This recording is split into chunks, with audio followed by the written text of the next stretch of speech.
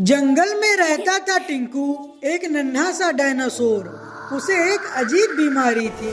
जब भी वो खुश होता तो उसे जोर की छींक आती। एक दिन छींक आई और धप, पेड़ उलट गया। सब जानवर हंसने लगे। टिंकू शर्मिंदा हो गया। अचानक बारिश शुरू हो गई, नदी भरने लगी। टिंकू ने खुश होकर सबसे बड़ी छींक मारी, आछू, और बादल हट गए। सबने तालियां बजाई। टिंकू उछल पड़ा। अब उसे पता था कि अलग होना भी सुपर पावर हो सकता है।